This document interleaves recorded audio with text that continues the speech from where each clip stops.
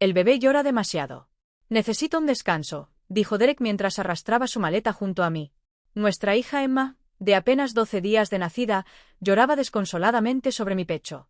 Sin mirar atrás, se fue de vacaciones a las Maldivas con sus amigos y, antes de salir, me pidió que no intentara hacerlo sentir culpable. Era un lunes por la madrugada de julio. El cielo sobre nuestra casa en Stone Oak seguía completamente oscuro, aunque el calor sofocante de Texas ya se hacía sentir. Yo estaba descalza junto a la puerta principal, vistiendo una vieja camiseta de la Fuerza Aérea y unos pantalones deportivos holgados. Con una mano sostenía la cabeza de Emma y con la otra protegía la dolorosa incisión de mi cesárea. Derek parecía un modelo saliendo de un anuncio de viajes, camisa de lino, zapatillas blancas y unas gafas de sol nuevas colgando del cuello. Yo, en cambio, tenía el aspecto de alguien que no había dormido en semanas. Le rogué que pospusiera el viaje solo una semana más. Ni siquiera levantó la vista de su teléfono. Simplemente respondió que los vuelos no eran reembolsables y que el viaje se había reservado hacía apenas 6 días. Después suspiró como si la que estuviera siendo irracional fuera yo.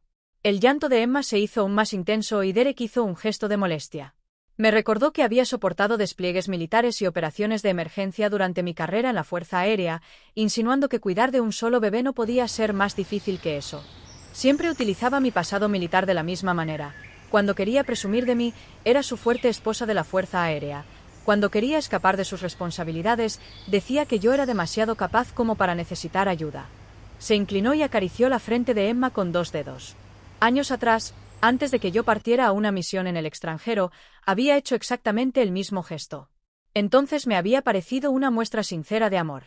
Esa mañana, en cambio, parecía una actuación para una cámara. Cuando el automóvil que lo recogió desapareció por la calle, permanecí inmóvil frente a la puerta hasta que las luces traseras dejaron de verse. En ese momento, Emma regurgitó un poco de leche tibia sobre mi camiseta. Así comenzaron unos días que terminaron mezclándose unos con otros. Emma sufría de reflujo y las noches eran especialmente difíciles. Entre la medianoche y las 4 de la madrugada apenas podía descansar. La alimentaba, la mantenía erguida para aliviar el reflujo, le cambiaba el pañal y lograba acostarla en su Moisés. Sin embargo, apenas 10 minutos después, volvía a llorar. Mi herida de la cesárea ardía cada vez que me levantaba demasiado rápido.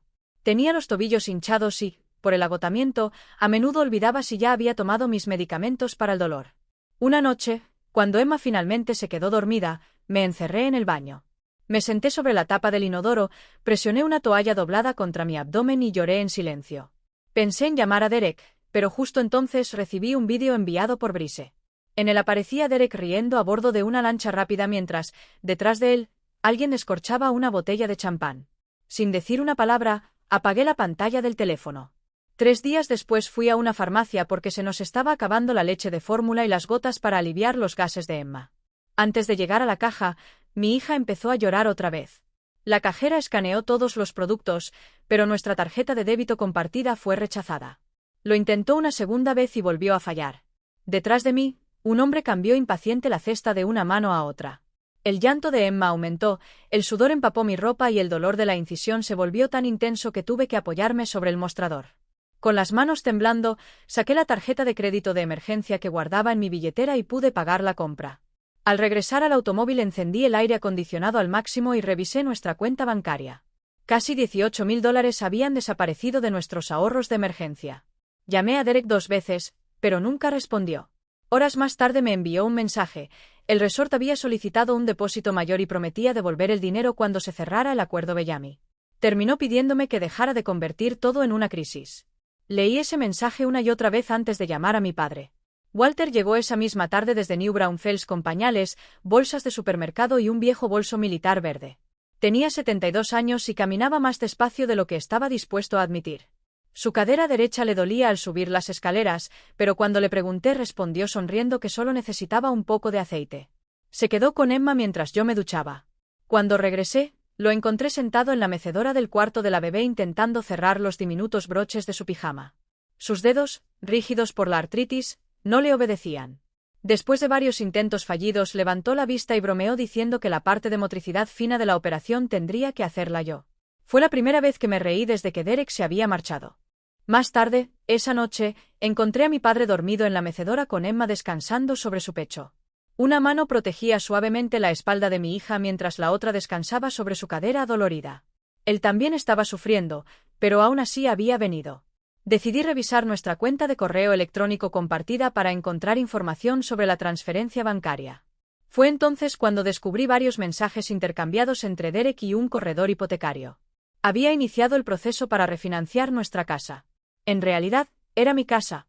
La había comprado antes de casarnos con el dinero que mi madre me dejó en herencia y con los ahorros de mi carrera militar. La escritura siempre había estado únicamente a mi nombre. El refinanciamiento no podía realizarse sin mi firma, pero Derek había escrito que yo ya había aceptado. Permanecí mirando la pantalla durante largos minutos hasta que las palabras dejaron de verse borrosas. En ese instante comprendí que aquello ya no se trataba de unas vacaciones egoístas. Mi esposo intentaba apoderarse de mi patrimonio más importante mientras yo me recuperaba de una cirugía y cuidaba sola de nuestra hija recién nacida. No lo llamé. Guardé todos los correos electrónicos, organicé cada documento en una carpeta de mi computadora y dejé un mensaje para Ángela Ruiz, una abogada especializada en derecho familiar recomendada por una persona de la base militar. Poco después, Derek volvió a enviarme otro vídeo. Esta vez aparecía sobre un yate, sonriendo a la cámara mientras decía que, por fin, se sentía realmente vivo.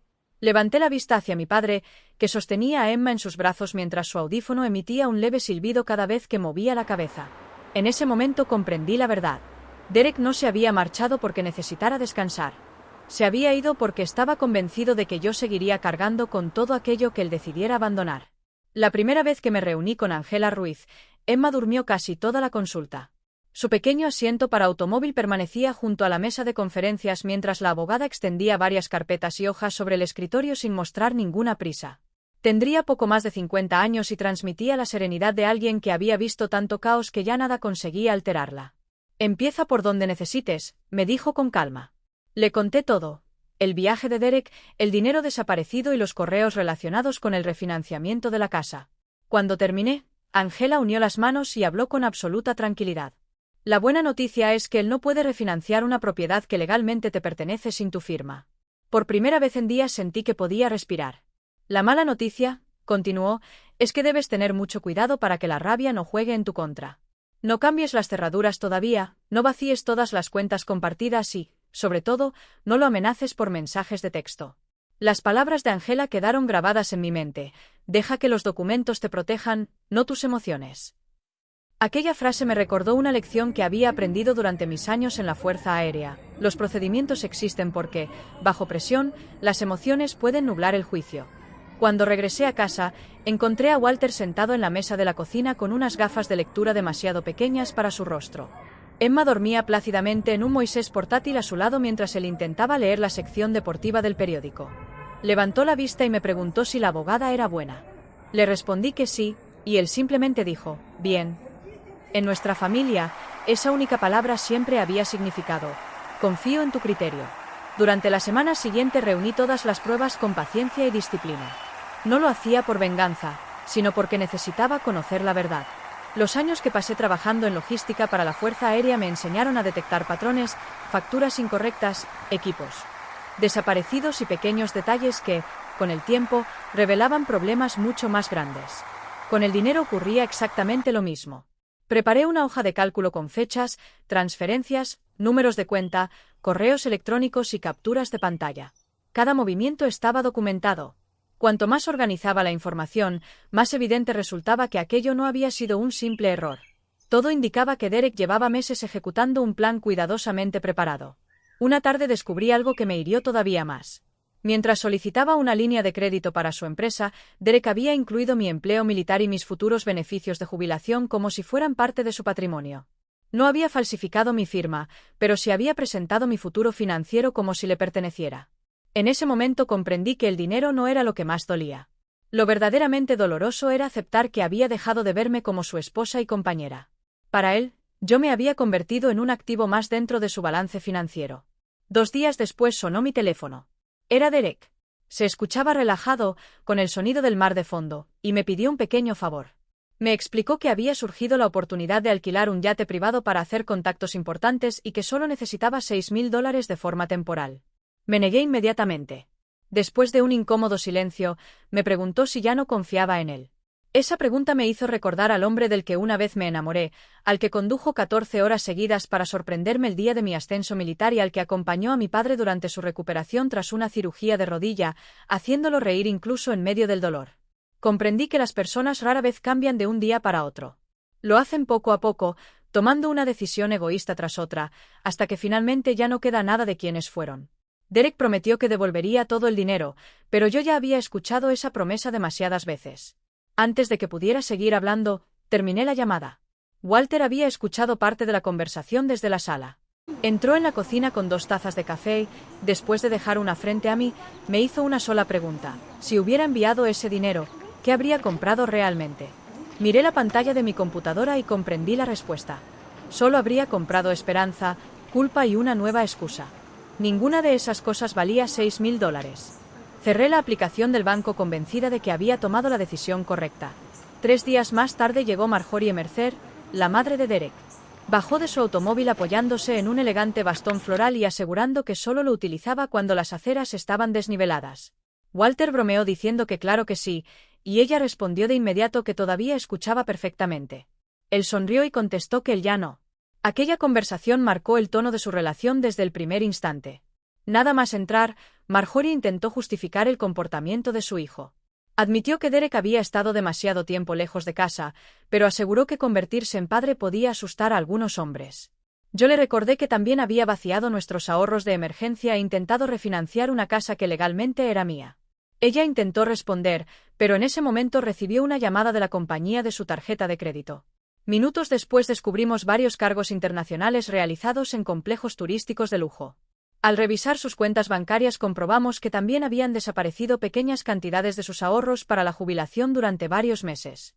Ningún retiro era lo suficientemente grande como para despertar sospechas, pero juntos representaban una suma considerable. Finalmente, Marjorie abrió una antigua tableta que aún sincronizaba los mensajes de Derek y encontró una conversación con Brice. En ella, Derek escribía que su madre firmaba cualquier documento sin revisar sus cuentas. Aquellas palabras la destrozaron. Primero sintió vergüenza y luego un profundo dolor. Con lágrimas en los ojos confesó que lo había educado para ser un hombre mejor. Le tomé la mano y, por primera vez desde que había llegado, no la apartó. Más tarde me confesó que se había caído 2 veces durante el último año, pero nunca lo contó porque temía que su familia pensara que ya no podía vivir sola. Walter le respondió que necesitar ayuda no significaba perder la independencia. Ella sonrió y le recordó que él mismo se negaba a usar un andador. Walter se echó a reír y respondió que solo una persona tan terca podía reconocer a otra igual. Por primera vez en muchos días, la casa volvió a llenarse de risas. La tranquilidad duró muy poco. Mi teléfono vibró con un nuevo mensaje de Derek.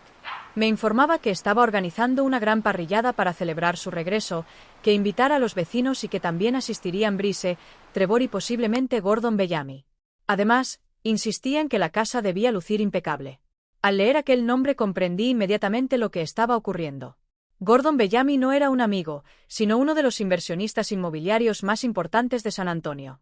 Aquella reunión no tenía nada que ver con celebrar su regreso.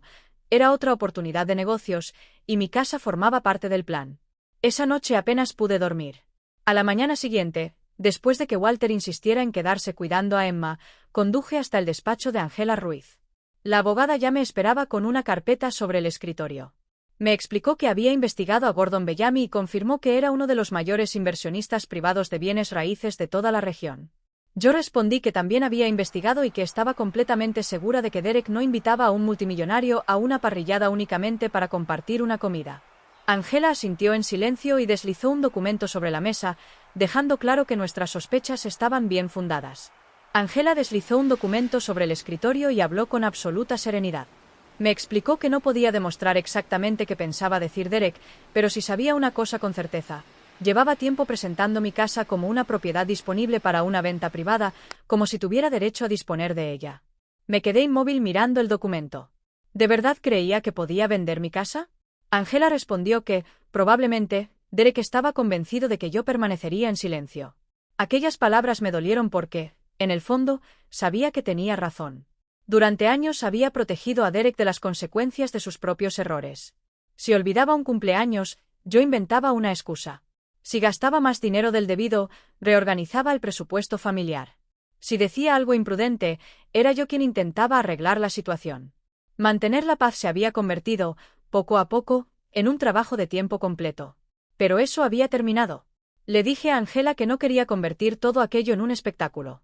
Ella estuvo de acuerdo. Tampoco quería que la gente estuviera revisando estados de cuenta bancarios o discutiendo asuntos privados. Lo único que deseaba era que todas las personas a las que Derek había engañado conocieran finalmente la verdad. Angela sonrió y me dijo que esa era una posición mucho más fuerte que actuar movida por la rabia. Juntas elaboramos un plan sencillo. Si Derek afirmaba públicamente que tenía autoridad sobre la casa, yo le pediría con absoluta calma que mostrara un documento firmado por mí autorizándolo. Si no podía hacerlo, presentaría la escritura de la propiedad y una declaración escrita de Angela confirmando que la vivienda me pertenecía exclusivamente. Solo después de demostrar los hechos, un funcionario judicial le entregaría la demanda de divorcio junto con las órdenes temporales emitidas por el tribunal. Si el juez firmaba toda la documentación a tiempo, no habría gritos, insultos ni escenas dramáticas. Los hechos hablarían por sí solos. Cuando regresé a casa encontré a Tasha descargando varias bolsas del supermercado. Sonrió y dijo que estaba segura de que, otra vez, había olvidado comer. Antes de que pudiera responder, me puso un sándwich en las manos. Luego me preguntó cuál era el plan de batalla. Le respondí que no se trataba de una batalla. Ella arqueó una ceja y, sonriendo, dijo que entonces lo llamáramos una operación. No pude evitar reír. Le expliqué que no cocinaríamos nada en casa para la fiesta. Ya no tenía fuerzas para fingir que todo estaba bien. En lugar de pasar 2 días preparando comida, encargué una parrillada en un restaurante familiar de New Braunfels que a Walter siempre le había encantado. Brisket, salchichas, ensalada de papas, frijoles y té dulce. Buena comida, sin estrés innecesario. Tasha miró el pedido y comentó entre risas que admiraba mi capacidad para destruir las fantasías de alguien mientras me aseguraba de que, al menos, disfrutara de una buena barbacoa. Incluso Walter soltó una carcajada. Los días siguientes me recordaron que la vida nunca se detiene solo porque uno esté preparándose para un momento importante. El reflujo de Emma empeoró considerablemente y una noche lloró durante casi 3 horas seguidas. Al amanecer, la cicatriz de mi cesárea me dolía tanto que sentía como si alguien tirara de un hilo bajo mi piel cada vez que me ponía de pie. Intenté ignorarlo hasta que levanté una cesta de ropa. Un dolor intenso atravesó mi abdomen y estuve a punto de dejar caer todo al suelo. Tasha me llevó de inmediato al servicio de urgencias mientras Walter se quedaba cuidando de Emma. Después de examinar la herida, el médico frunció el ceño y me dijo que estaba haciendo demasiado esfuerzo. Le respondí que no tenía otra opción. Él negó con la cabeza y aseguró que siempre existen alternativas. Me advirtió que no levantara nada que pesara más que mi bebé y que, si seguía exigiéndole tanto a mi cuerpo, la recuperación sería mucho más lenta. Durante el viaje de regreso permanecí mirando por la ventana del automóvil. En voz baja le pregunté a Tasha qué ocurriría si cancelaba todo, la fiesta, el enfrentamiento y cada uno de los planes que había preparado. Ella permaneció en silencio unos segundos antes de preguntarme por qué lo decía. Le confesé que estaba agotada. No sentía rabia ni deseos de venganza, simplemente estaba cansada. También le confesé que temía estar haciendo todo aquello por las razones equivocadas. Tasha me miró con calma y respondió que, si mi intención hubiera sido vengarme, habría cambiado las cerraduras el mismo día en que Derek se marchó. Durante un mes entero me había dedicado a proteger a mi hija, a mi padre, a mí misma e incluso a la madre de Derek. Me recordó que poner límites nunca debe confundirse con buscar venganza. Aquellas palabras permanecieron conmigo durante mucho tiempo.